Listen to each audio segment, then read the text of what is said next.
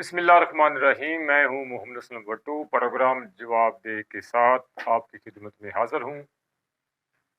ताज़ा तरीन खबर यह है कि इस वक्त किसान इत्तेहाद बड़ी तादाद में, हज़ारों की तादाद में इस्लामाबाद मौजूद हैं। आपको मालूम होगा कि तकरीबन हफ्ता या 10 रोज कबल भी किसान इत्तेहाद बड़ी तादाद में ये लोग गए थे, किसानों की बड़ी तादाद थी, इस्लामाबाद गए थे। लेकिन उस वक्त हुकूमत पाकिस्तान ने इनके साथ मुज़ाकरात किए, कुछ लॉलीपॉप दिए, वादे किए, उनके मुतालबात को तस्लीम करने का इंदिया दिया। जिसके बाद जो किसान इत्तेहाद वाले थे वो जो इतनी बड़ी तादाद में दाखिल हुए थे इस्लामाबाद में वापस चले गए। लेकिन अब जब जो वादे किए गए थे उन पर अमल ना हो सका तो किसानों की बड़ी तादाद, हज़ारों की तादाद में इस वक्त जो लोग हैं वो इस्लामाबाद में मौजूद हैं, वो गुज़श्ता रोज़ गए और वो दाखिल हो गए। हुकूमत ने बहुत रुकावटें डाली, रास्ते में कंटेनर खड़े किए गए, बहुत कुछ किया गया। लेकिन किसानों की अजमत को सलाम पेश करता हूँ, खराज तहसीन पेश करता हूँ कि उन्होंने सारी रुकावटें हटा दी और इस्लामाबाद में दाखिल हो गए। और अब वो आगे डी चौक में जाना चाहते हैं, लेकिन रास्ते में कुछ रुकावटें हैं वहां पर मौजूद है। सारी रात वो इस्लामाबाद की सड़कों पर बैठे रहे। अब देखना यह है कि अब हुकूमत उनके साथ क्या सलूक करती है, उनके जो मुतालबात हैं वो तस्लीम करती है, या अब फिर एक दफ़ा उनको वादे वहीद करके उनको लॉलीपॉप देकर फिर वापस भेजा जाता है। अगर किसानों के मुतालबात को देखा जाए तो उनके मुतालबात जायज़ हैं। देखिए, इस वक्त जो महंगाई है वो आसमान से ऊपर पहुंच चुकी है। किसानों की जो कमर है वो हुकूमत ने तोड़ कर रख दी है।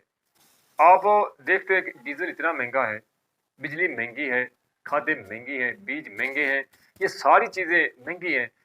इसका सारे का सारा जो असर है वो किसान पर पड़ रहा है। किसान इस वक्त बहुत मुश्किल का शिकार है। वैसे तो मुल्क पाकिस्तान में हमेशा ही जो किसान होता है, जो काश्तकार है, उसके जो मसाइल हैं वो हुकूमत समझने की कोशिश ही नहीं करती। क्योंकि उसकी वजह ये है कि किसान जो है वो हमारे लिए अनाज पैदा करता है, पूरी कौम के लिए, और बैरून मुल्क भी जाता है, अनाज पैदा करता है, इतनी मुश्किलात से गुजरता है, रात की नींद हराम करता है, दिन का चैन हराम करता है, पता नहीं किन किन मराल से गुजर कर वो फसल को तैयार करता है।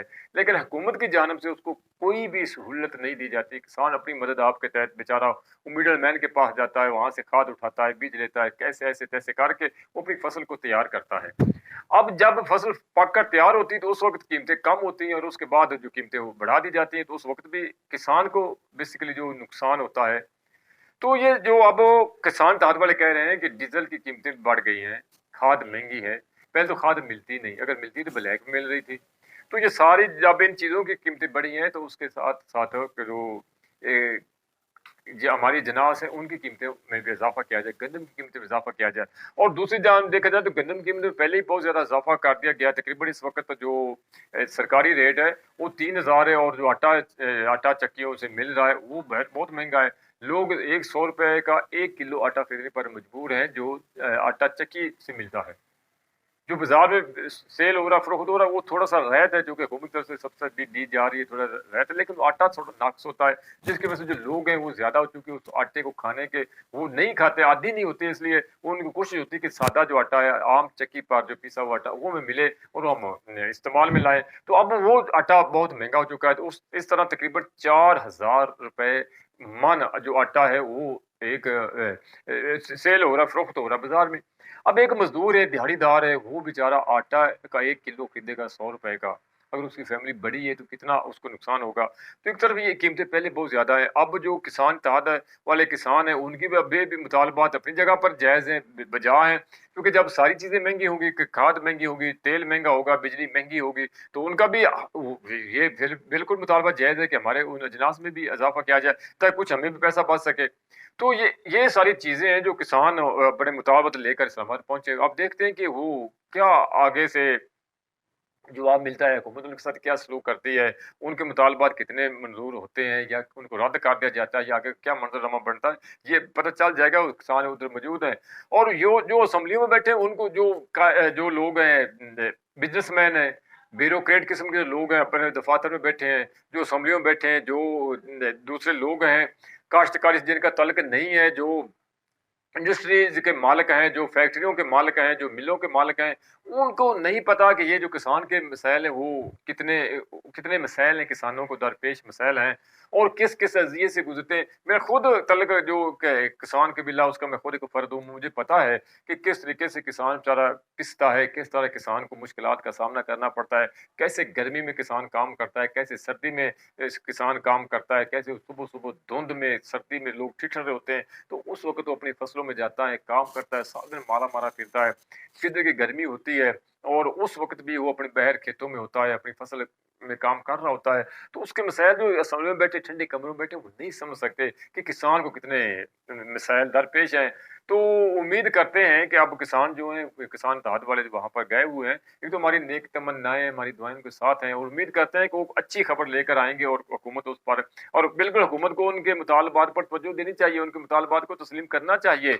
आम आवाम पर बोझ नहीं डालना चाहिए, लेकिन किसानों को कुछ ना कुछ सब्सिडी दें या जैसे भी कोई ऐसी पॉलिसी बनाएँ कि किसानों को रहती कीमत पर खाद दी जाए, रहती कीमत पर उनको बीज दिए जाएँ या उनको जो इस तरह का कोई करे ताकि उनका भी कुछ ना कुछ जो इतनी मेहनत करते हैं, कुछ ना कुछ उनके पल्ले भी पड़े, उनका मुतालबा जायज़ है। दूसरी तरफ चलते हैं कि नाज़रीन हमको पता है कि वज़ीर खजाना जो है साक डार साहब वो आए, बहर से आए, वज़ीर खजाना में बढ़ चुके हैं, इस वक्त हलफ भी उठा चुके हैं, कलमदान उनको मिल गया है और वज़ीर खजाना है मुफ्ती इस्माइल साहब वेले हो गए हैं। और अब जब वेले हुए हैं तो उस वक्त भी वज़ीर तो हैं, लेकिन उनके पास कलमदान नहीं, तो कलम से के दान के हवाले से वो वज़ारत के हवाले से वो वेले हैं, वैसे वज़ीर हैं। तो अब माशाअल्लाह 74 के करीब जो वफाकी काबीना है वो पहुंच चुकी है और इतना बड़ा हुजूम हो चुका है वफाकी काबीना का और ये मुल्क की तारीख में सबसे बड़ी काबीना है।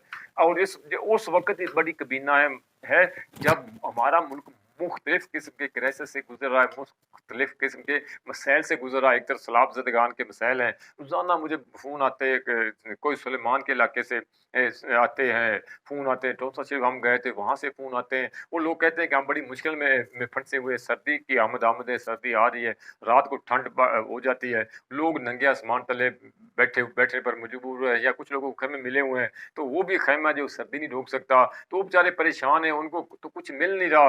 तो ऐसे हालात में जब सैलाब ज़दगान अपने बहर खुले आसमान तले बैठने पर मजबूर हैं, दूसरी तरफ महंगाई अरूज पर है, बेरोज़गारी अरूज पर है और ऐसे हालात में हुकूमत वाले कहते हैं, हुक्मरान टोला कहता है, वज़ीर-ए-आज़म साहब कहते हैं कि हमारे पास ज़हर खाने के लिए पैसा नहीं है।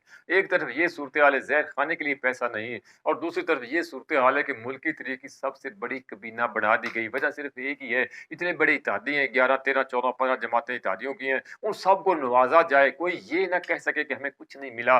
बस यही एक वजह है, सारे जितने भी वज़ीर उनको बनाया जा रहा है और कितने कितने ऐसे वज़ीर हैं, जिनके जो वज़ीर तो हैं, वफाकी काबीना में तो शामिल हैं, एन्जॉय कर रहे हैं, सरकारी वसाइल पर ऐश कर रहे हैं, सरकारी वसाइल इस्तेमाल कर रहे हैं, सरकारी गाड़ियाँ इस्तेमाल कर रहे हैं, डीज़ल इस्तेमाल कर रहे हैं, बिजलियाँ, तेल सब कुछ इस्तेमाल तो कर रहे हैं, मराहत तो ले रहे हैं, मगर उनके पास कोई वज़ारत नहीं है, वज़ारत का कलमदान नहीं है, मगर वज़ीर हैं। मुफ्ती इस्माइल साहब भी वज़ीर हैं, लेकिन कोई वज़ारत नहीं है। तो ये सारा कुछ क्या हो रहा है? पता नहीं हमारे कौन किसके सामने फरियाद करे, किस कौम तो देख रही है, कौन कोई पूछने वाला नहीं है लोगों को, कोई क्या मैं अल्फाज इस्तेमाल करूं।